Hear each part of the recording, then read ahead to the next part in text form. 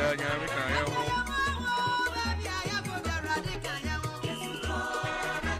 ampa yensro ba bia ye ko bia nyame kan ye ho eno ye Grace Ashi Nenyuma odi atumadi amada Black Stars of Ghana ahead of 2026 World Cup. Na what is say ye bonyu we na no pay na chese nyame aduma enanyumre. Ewo mra no nsia gbo apa ho sima no aduanan enum 6:45 p.m. The German Sharks and the Black Stars of Ghana Empire Ebedwa eno ya yonkufa kensia no so ekoso. Ye wedi won komo ahodo we pray area free hall na eniema so etimi aye come na nsɛm na coaches no atimi ade atodwa oto ato adin komo ahodo bi na me ma referee say Ghana Premier League match day 27 and also atimi atodwa details and more and also power kwen na bibia ye kama upon board ye rem na fema no nsɛm nyina watimi ade asoye na bibia ye kama Mr. Daniel Fantastic John any diamond just so from Fantastic for short na bibia enye kama Derek as usual area 1910 video so YouTube on Radio Fusu 97.1 okwa subscribe what I say na finish say oh share area amount for na bibia nso aye kama abadwafo aka nyina enso ataye chipampe ine di dwumadi no enso ebro ntina no pay oni ye ntina visa break ko said non so ebebo up na yemfa ye breakfast sports emfa meso na bibia ye go Ghana go Black Stars.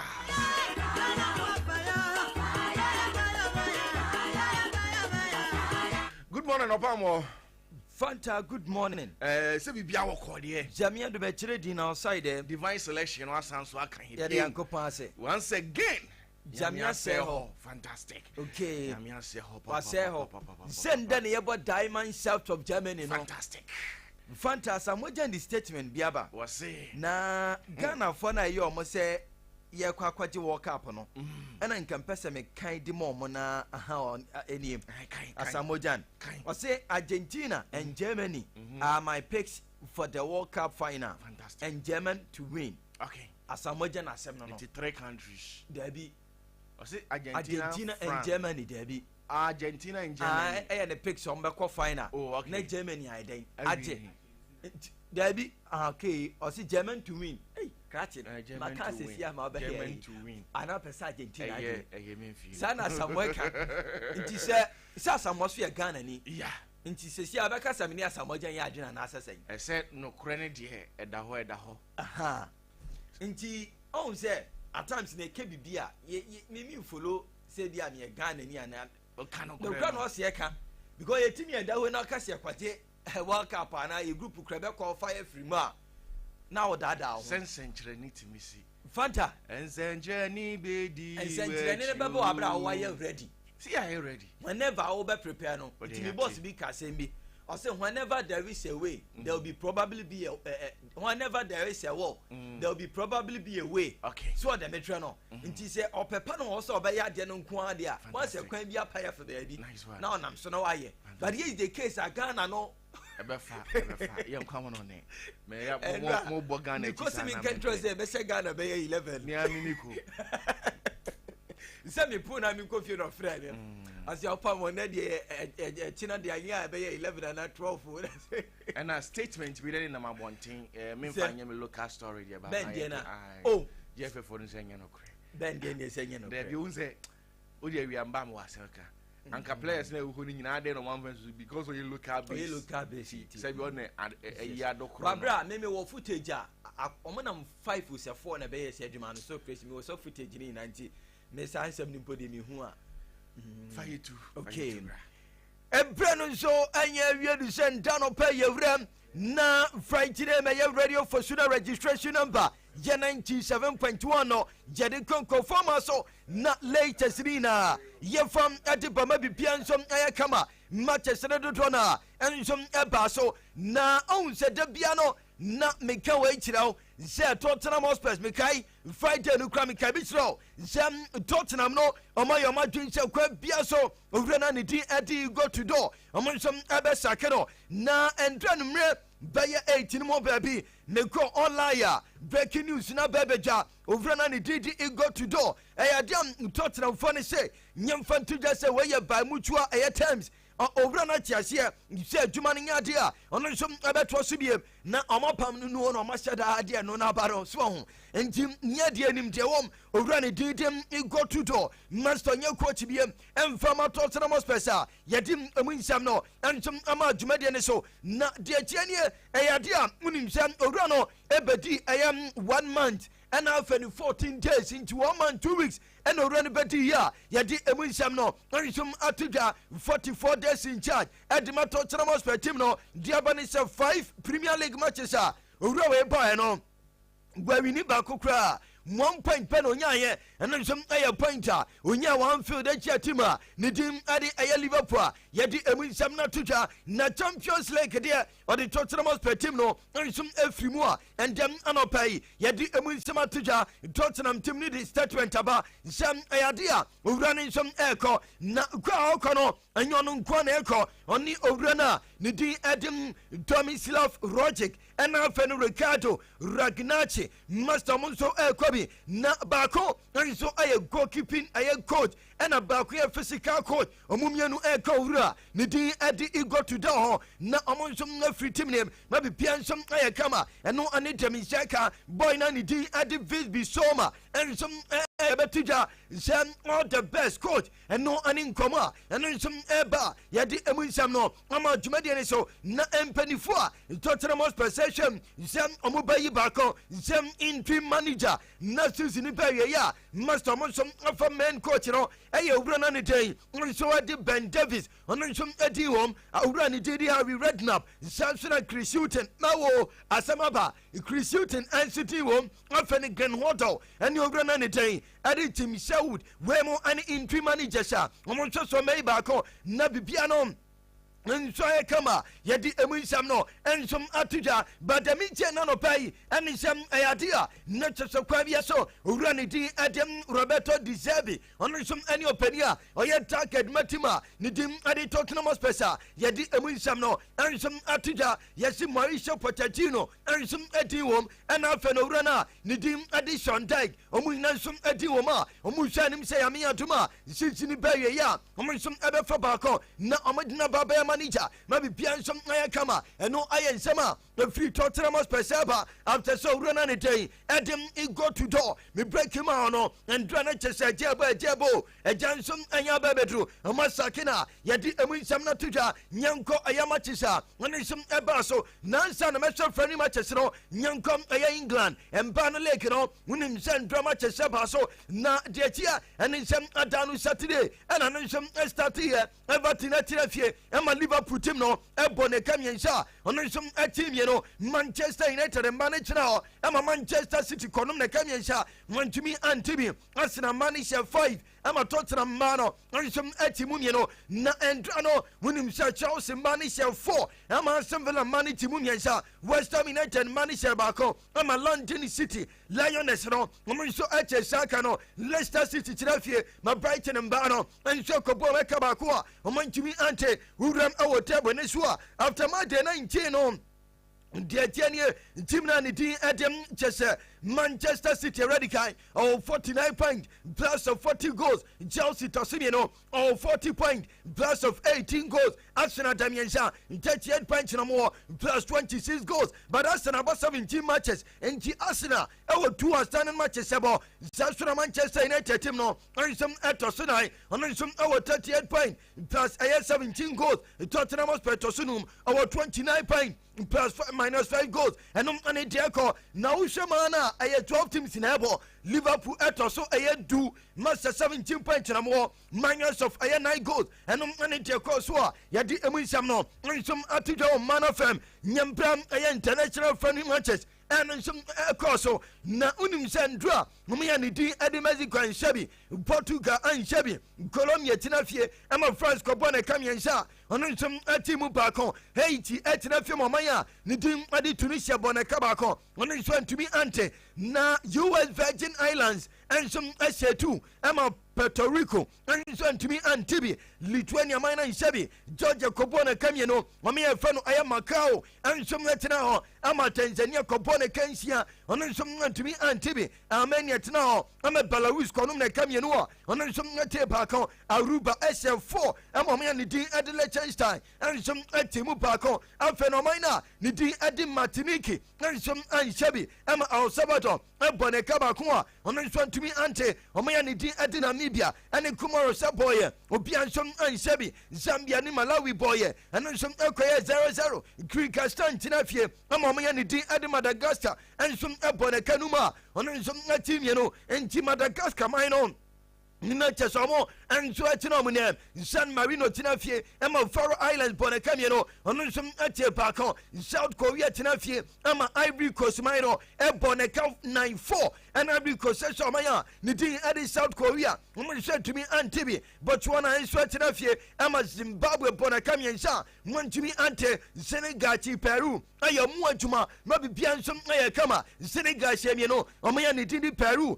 nso ntumi antibi na ɔnim sɛ game wei no before game no baba so no Senegal yɛ trophy parade o nkyɛmo no sɛ adeɛ no Morocco yɛdi ma ɔmo anasɛ mfa ma ɔmo no ɔmo yɛ trophy parade ɔmo bibia nso ɛyɛ kama Canada ɛne ɔmo yɛ ne din ɛde Iceland bɔ tutu nsa nso ɛna Hungary hyɛ baako ɛma ɔmo yɛ ne din ɛde Slovenia ntumi ante Burkina Faso hyɛ num 5 ɛma Guinea Bissau man no nso ntumi antibi na American Samoa nso anhyɛbi ɛma ɔmo yɛ ne din ɛde Guam ɛbɔ ne kansia ma bibia nso ɛyɛ kama ma ɛnɛma nso ɛkɔ yie ɛno ani de fiwa ɛni nso mɛba ɛndɛm anɔpa yi yɛde bebree na no nso ama dwumadeɛ ne so nyɛnkɔ Manchester United team nem owura na ne din ɛde Michael Carrick ɛne ebisa ne sɛ wankasa mu no wani suade hu no ɛne wo style of play nso mate sɛn ɛwɔ Manchester United ɛna ɔse ne style of play ne deɛ ɛno ne sɛ da bi a ɔno nso ɛbɛwi ne match a ɔno nso ɛkɔm nti na ɔbɔ saa bɔɔ no a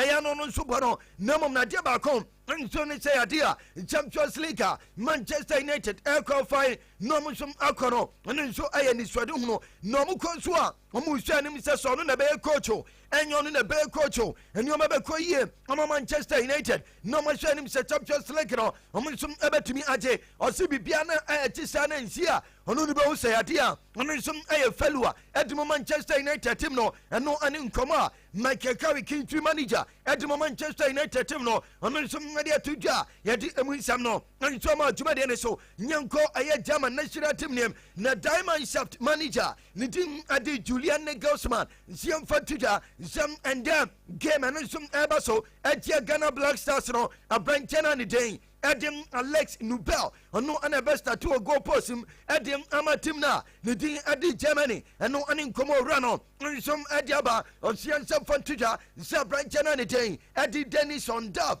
nsom ɛbɛnya minute ne biabɔ na kyɛ sɛ ɔn starte bɛdɛyɛ den a ɛduru baabi a ɔno nsom ɛbɛba abɔbɔ bi ma bibia nsom ɛyɛ kama ɔsi abrantɛ no ne din ɛde Nick Vortmade ɔno nsom ɛbɛba abɛbɔ bi Newcastle United ɛyɛ abrantɛ no ɔno nsom ɛbɛbɔ ɛna afei na abrantɛ ne didi kaya fed yɛsɛm ɔno no ofiri ntwi na ɛba nti ɛnyɛ adeɛ a game no ɔno nsom ɛbɛbɔ na ɔhu sɛ ɔman yɛ ɔyɛ serious no sei na ɔyɛ owura ne de ato dwa sɛ goalkeeper no a ne din ade Oliver Baumann nsom ɛyɛ ne first choice goalkeeper ɛwɔ World Cup a mo nsom ɛkɔ na sɛ na Alexander Nubel nsom ɛyɛ number 2 na third spot ne deɛ ɛda hɔ because yɛhyɛ bi a na abrantɛ ne din ade Marka Noeta Sergeant nsom ɛwɔ atɔ no on time ɛba ne sadeɛ no nso ɛbɛyɛ third goalkeeper ma bibia nsom ɛyɛ kama aka 2 man to sɛsɛn nkɔfoɔ starting ɛyi ɔmo goalkeepers na ɔwɔ kyɛ Ghana ne yɛ kaa na osio adeɛ ne deɛ ɛbɛyɛ yie dabi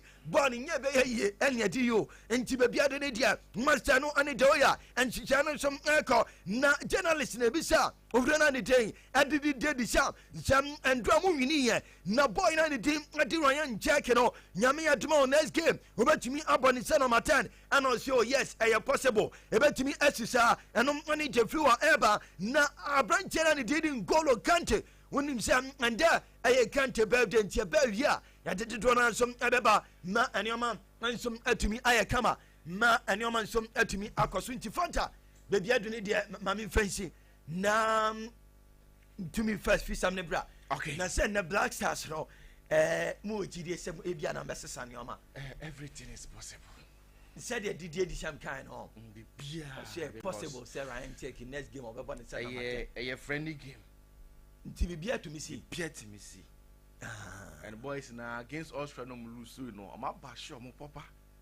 I can't the old how he very be a young go foul. Oh yeah. Who lose why I'm fine. Sadia we am you to a card and young Kusemo. Yeah, oh said identity. And bashing it your magic papa. But I be fat. Yam bashi almost a Juman. Both are cassette P, Yambo Trinity in Shamate. We feel when you GD Black Stars. Me. Oh, maybe some catros, yes, will be coach you crying in you. Oh, GD should be coach your crash, so boys and be good and must miss the sample. I had you ever fat, mamma, come Rassobra. Fantastic.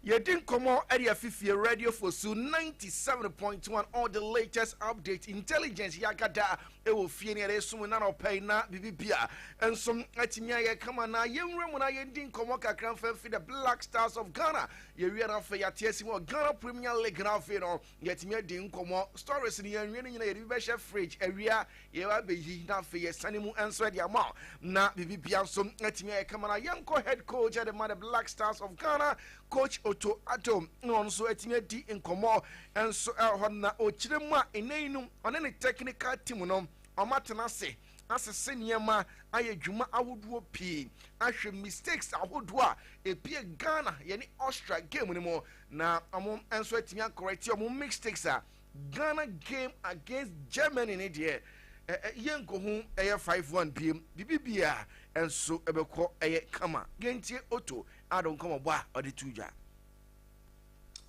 Okay, we've been here since Saturday now. Surely had a lot of things to analyze after the last game, which was a big blow for us, to be honest. Also friendly games against Switzerland, for example, which we beat 2-0, and we were actually very optimistic to at least have a good game. But after the first half and let's say 2 unnecessary goals, we really fell apart. So we had a lot of things to talk through. Even though we will face even a stronger opponent, we are very optimistic that we can handle the situation. In the past, we had even worse situation with, for example, not qualifying for the AFCON. We came back very strong, and I tried to remind the boys on that. Like I said, we talked a lot. We agreed on a lot of things which we have to do better, especially for this game. And Inti Otto no this time I'm be better against Germany. You don't some I would do nyina and so na ochima game we ne Austria boy no. Na say score line no a little bit deceptive. Nemo no boys ni performance omo done on the day against Austria no na nye bad. Omo bobo pa nyame na me ko Coach Otto Addo. Actually, we had one shot on the goal, but everyone who watched the game saw, I think, that we had a situation where we broke through, and we had like 2, 3, no, even 4 situations where we ran to the goal on the midline. If we are a little bit smart, sometimes a little bit lucky. I think for me, one situation was a penalty. The game could have turned differently. So it was not. The result was not as big as it actually was, and could have been 1-1 or 1-0 for us. Handball and mistake. But this is football, and what I didn't like is like our body languages, our mentality afterwards. And this is what we had to. So what? I see game no crown and on the fairground no. Nesanka game when you 1-1 and answer 1-0 advantage Ghana on, but they do be now quite science. Performance in there na hint and also any in someone who do or the 2 Jonathan so didn't come out to just say any team no. I say I'm with me reacting better. Say omo na e din kan share Black Stars our teams I say players no. Woman nyina abama bu na jiri go type. I say sad here no. I am wanting next time over one year shower. say players ni nya mentality bi say ye betimi ate Bad start. So, looking from Austria's perspective, they got 2 gifts to lead, and for us it's a learning process. How do we deal when we're behind, and then we have to do better. tie no ene nsema oto eretu dwa se so mo ye go down na se omutimi abom homoden na bibibia kama no se ade no aye na dwendwen oda wontimi nda kase wadwen ho a he can't even think far ne nyina no se Ghana ni Abrante afa Antoine Semenyo oba national team ni mu a e na ne performance ne ntinye nkoye ono oto ado no kura adwen ho a but ohwe ni mu se ne no amu betimi aboa na afei Abrante a ye fer Antoine Semenyo eba the national team na wetimi are discover ne form na bibia ayekama in that particular position. So first of all, we have injuries, like I said before, on that position. We have 2 more months to look. I don't think we will find. I think on our database and also myself in my head, I know all the players, all the Ghanaian players who are possible, who has the strength and the quality to play in that position, and we will look at their form and their club, but also how the little training we do here, how they perform here in the training. And then also, so it's not only about training, it's also, especially when we train tactically, which players can adapt very, very fast. You know, everybody, like I said, is coming from different clubs, different systems, different ideas. And when you come here, you have to adapt very, very fast. And if I don't get the impression, or I'm not sure that you get it, and somebody else is doing it better, then you will start.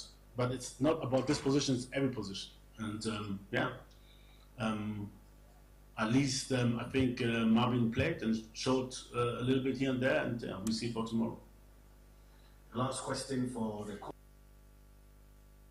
ado enso enkomo ba odi tu dwa yere ho nsem ahodo ni na de eba na ahase no obu opam wo mo be mo so ya na music coach no nya de na Austria game no boy no mahu tactics bi oboy coach otu ado se osodi fufu a ode ne nsa na ye de edi se ne se onom enkwan a oyusu atre afe no ada abebe ne muso obedi emon rice no eye fork ino yusu the tintin in tie nyina ne se ono game obewura mu bia any tactics any approach a odi wura nti ono no onye one way coach o nti mo amoka sansem no munjai kan kra coach.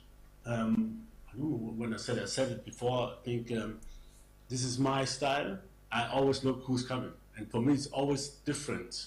You know, when we play, for example, when we play against Chad, I might need some different players than I need against Germany, because it's a different opponent.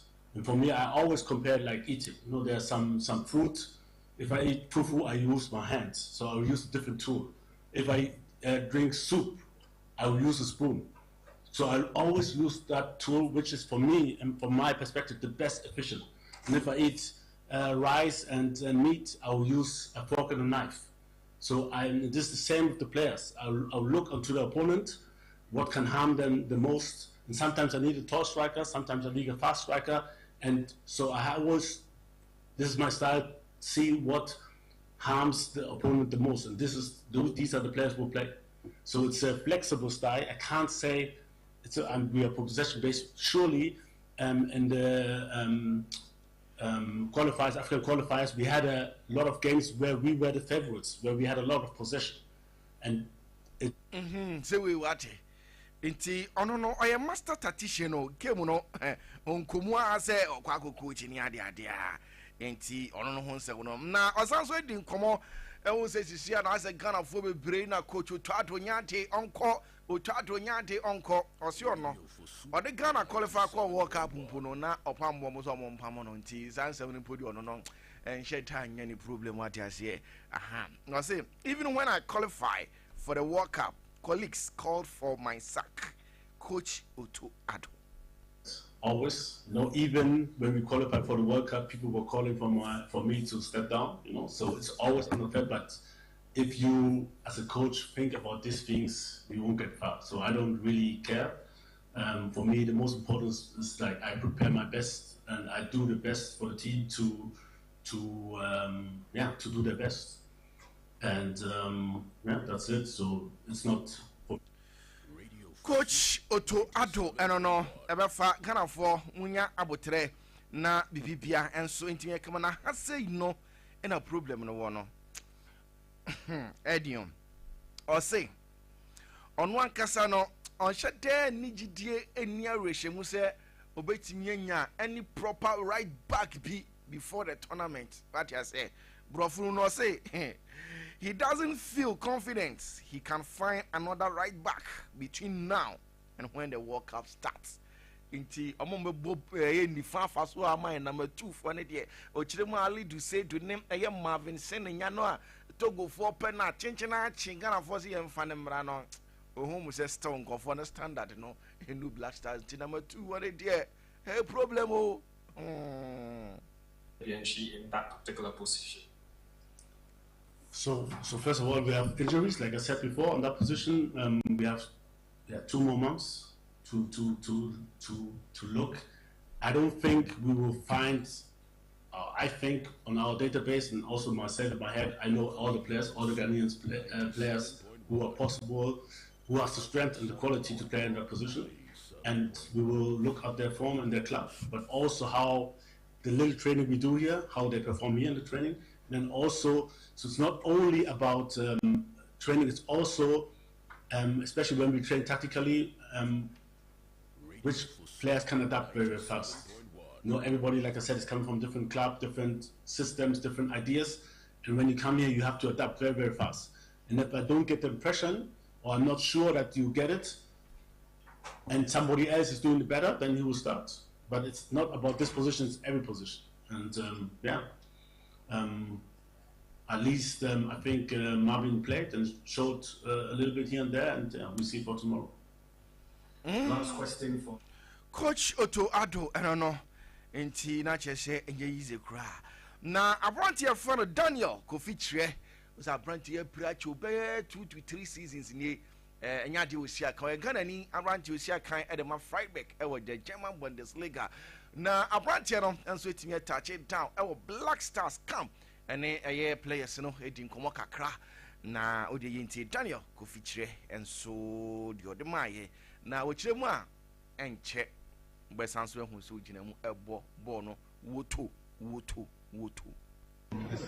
I'm happy to be here and see everyone again, and hopefully I will see you guys again.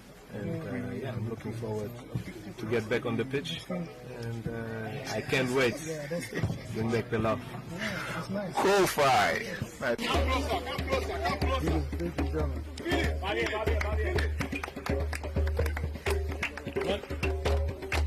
One. So I don't know, for those who don't know him, Kofi here.